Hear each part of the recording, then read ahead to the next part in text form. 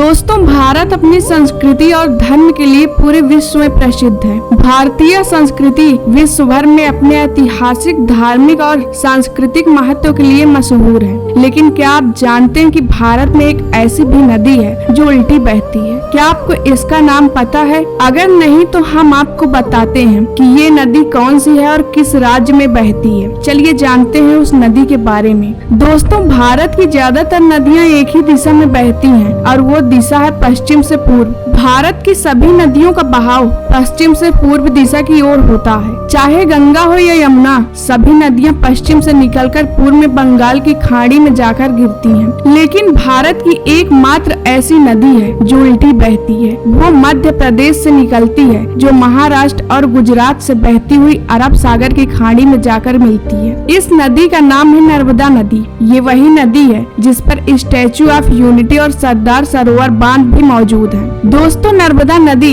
मैखाल पर्वत के अमरकंटक शिखर से निकलती है, जिसे भारत के गुजरात और मध्य प्रदेश की मुख्य नदी भी माना जाता है। यह अपनी धारा के विपरीत पूर्व से पश्चिम की ओर बहती है और ये भारत की बड़ी नदियों में भी शामिल है, जिसकी लंबाई 1312 किलोमीटर है। दोस्तों, उल्टी क्यों बहती है नर्मदा नदी? अगर वैज्ञानिकों की माने तो नर्मदा नदी के उल्टा बहने का कारण केवल रिफ्ट वैली है, जिसका मतलब होता है कि नदी का ढलान विपरीत दिशा में है, क्योंकि जिस तरफ नदी का ढलान होता है उसी दिशा में नदी का प्रवाह होता है। इसी कारण यहाँ नर्मदा नदी उल्टा बहती है। साथ ही नर्मदा नदी के उल्टे बहने के पीछे धार्मिक मान्यताएं भी हैं। दरअसल पौराणिक कथा के अनुसार राजकुमारी नर्मदा राजा खेमल की पुत्री थी। राजा खेमल ने अपनी पुत्री के विवाह के लिए एक शर्त रखी थी कि जो भी व्यक्ति गुलाब गांवली का फूल लेकर आएगा उससे ही वो अपनी पुत्री का विवाह करेंगे। इस शर्त को राजकुमार सोनभद्र ने पूरा किया था, जिसके बाद नर्मदा का विवाह उसके साथ तय हो गया। पर राजकुमारी नर्मदा ने सोनभद्र को देखा नहीं था, लेकिन उनकी वीरता और सौंदर्य के किस्से जरूर सुने थे, जिसके कारण नर्मदा सोनभद्र से प्रेम करने लगी थी। और एक दिन राजकुमारी नर्मदा